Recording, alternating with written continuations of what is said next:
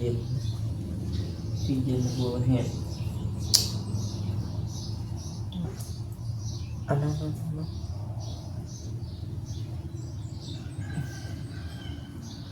นอนเลยไก่ว่าอาจจะสักยานะไก่บ่ไปทางไหนไปทางพูนบ่โอ้ไปทางเพื่อนเมื่อทางเพื่อนปูนบ่บ่แม่นคนละเส้นทางไปสักยาไปสักยาไปสักยาไปสักไอ้เจ็บบ่บัดทีไอ้หายบ่อักเนาะเจ็บเศร้าเด้อบัดนี้เด้อ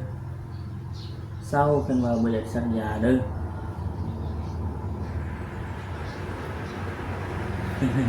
อันยิ้มก่อน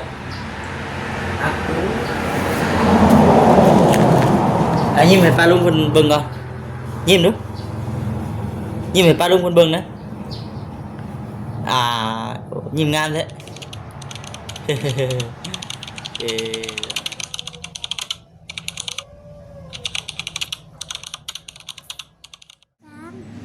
พี่น้องเอ้ย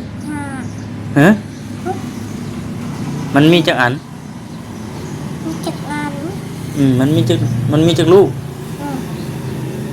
จุดเส้นพี่น้องเอ้ยเนาะเปิดภาพเปิดคลิปมากับพี่น้องเลยเนาะมาขอบใจเด้อนอนดียับมาพี่ยับมาหัวจันอึบเอ้ยพอดีว่าลูกชายบ่สบายพี่น้องเอ้ยเนาะ2 มื้อแล้วล่ะกันว่าเริ่มต้นกันตั้งแต่มื้อวานนี้เริ่มต้นเป็นไข้เมื่อวานนี้พาเพิ่นไป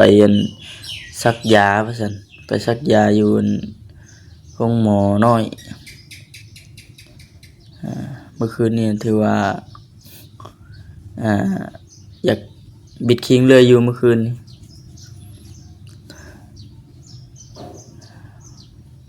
ติดตามเบิ่งพี่น้องเนาะติดตามเบิ่งอาการก่อนก็เลยยังบ่ทันได้ออกไปข้างนอกก่อนว่าซั่นโจก่อนบ่คำก็ได้ยังไปใส่บ่ทันได้พี่น้องเนาะเมื่อคืนนี่ก็ไปหาบ่จิตเมื่อคืนนี่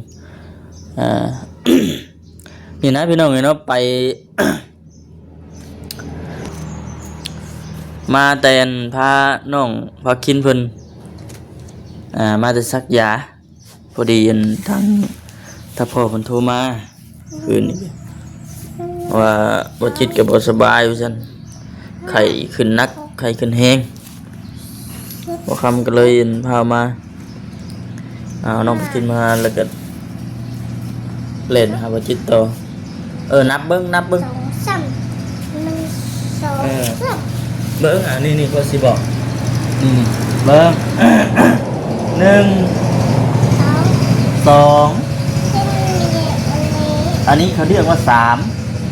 อันนี้เป็นกันไหนมันเป็นอะไรเหรอสลายเลย1 2 3 4 5นี่ก็1นี่จังบัดบัดสิออกได้บ่หนาวบ่ไอ้หนาวบ่ป้าออกบ่ได้ใช่โอ้ก่อนว้ายอึ๊บ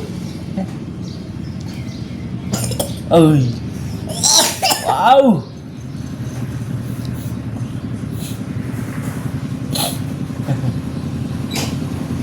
แค่แน่บ่แค่แน่นะบ่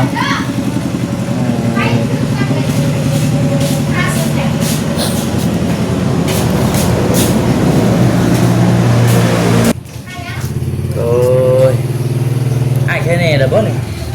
ฮะอ้ายเป็นไข้ได้จังมื้อแล้วโดยต่อโดยลาโอ้ยเป็นลูกข่อยพี่น้องเอ้ยเนาะ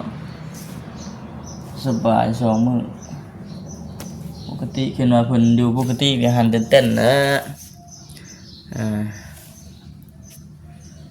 กินข้าวกินหยัง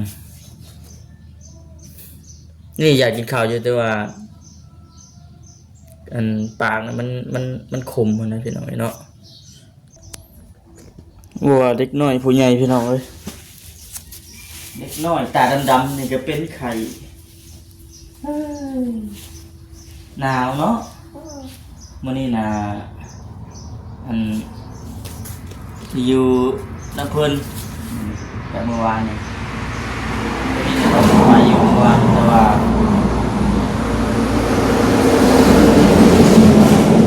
พอเบิ่งอาการเลยไปบ่ได้เนาะ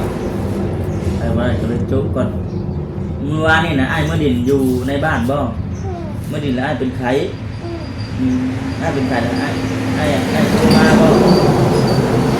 โดยแต่ว่าโดยตอนนี้แค่แน่บ่โดยเถอะ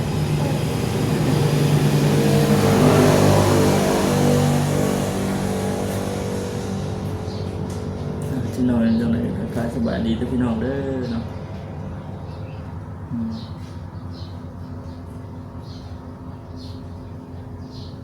อ้ายไปใส่เมื่อวาน เป็นสัญญา โอ้อ้ายไปซักยา ไปซักกับไผ ไปซักกับแม่กับพ่อ โอ้ไปกับพ่อกับแม่พ่อแม่พาไปบ่ โดยแต่ว่า ร้อย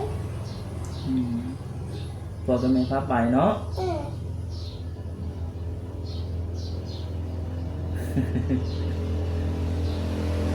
เพิ่นปากเพิ่นเว้านั้นแล้วอ้ายอย่านอนบ่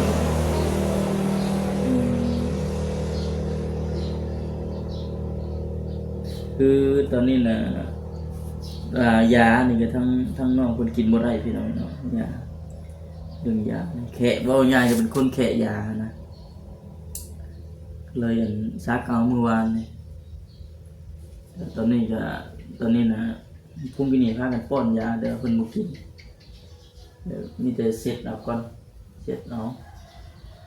สิสวยจังหน่อยพุ่นแหละจังสิว่ากันอีกเทื่อนึง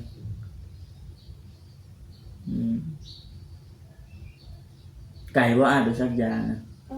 ไก่บ่ไปทางใดไปทางพูนบ่โอ้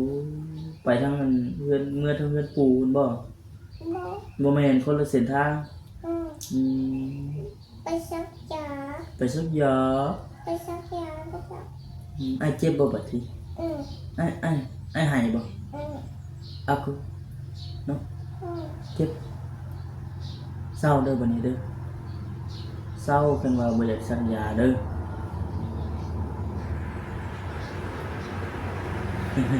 อันยิ้มก่อนอันยิ้มให้ป้าลุงคนเบิ่งก่อนยิ้มดูยิ้มให้ป้าลุงคนเบิ่งนะยิ้มงามแท้เอาไงนะโอ้ยเป็นไข่ในฉันว่าได้เป็นเท่านึงนะกะโอ้น้องเลยเนาะปลุกดึกปลุกคำก็ได้ฉันว่าได้เป็นเท่านึงเนี่ยโอ้ยนักไปน้องเลยกินงอขึ้นงอไว้ถาก่อนน้องพอกินเม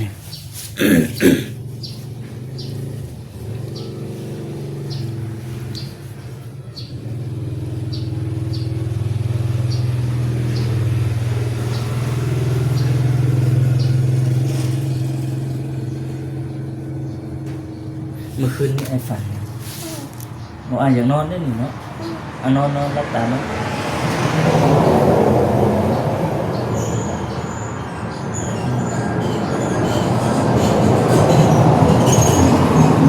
ไอ้บ่ฮ้อนบ่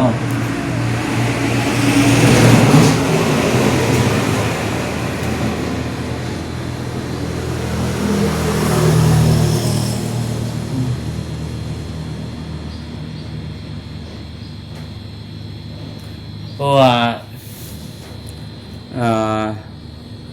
คือคุมื้อนี้ก็อากาศพี่น้อยเนาะคันสิเว้าเลยก็ได้อากาศมันแปรปรวนนี่แหละช่วงระบาดหนักคือช่วงฝนตกใหม่พี่น้อยเนาะฝนตกใหม่แล้วมันเฮ็ดให้ไปว่ามันปรับอากาศอายขี้ดินสมปีนะว่าง่ายๆมันเฮ็ดให้อากาศเปลี่ยนถ้าเป็นดอกไม้บ้าพุ่งนี่เลย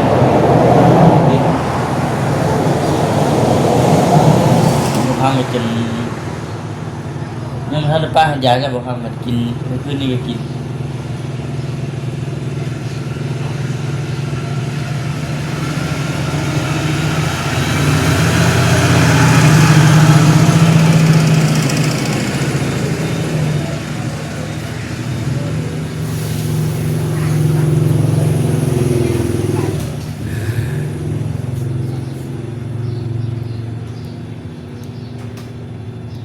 นอนเด้อนอนพักผ่อนเด้อ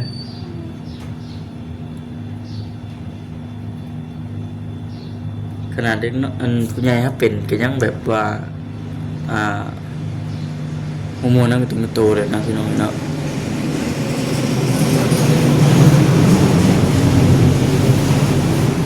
ฮะแล้วใดก็ ไอ้ ฮะ เหนียว ไอ้บ่หยังไอ้บ่ได้ว่าหยังบ่ อืม เออ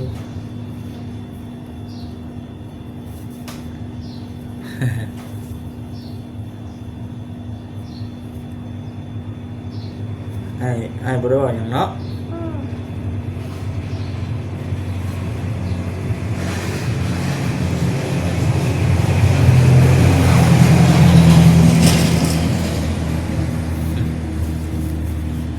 เด็กน้อยเป็นแล้วโอ้ยคิดเงาะ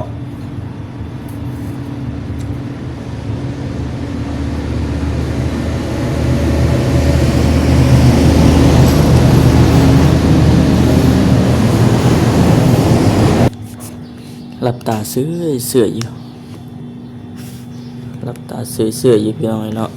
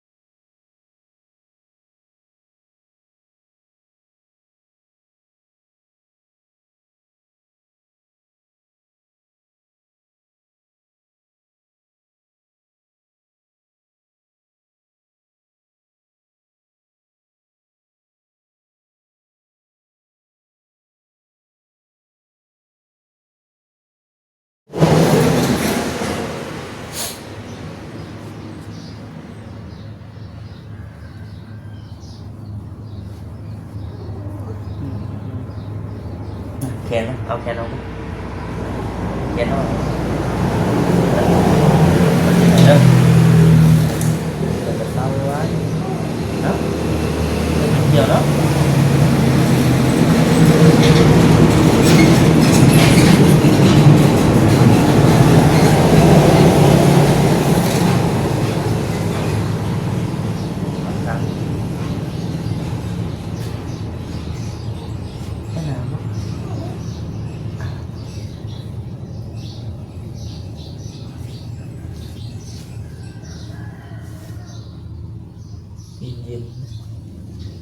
เย็นบัวเห็ดอันนั้น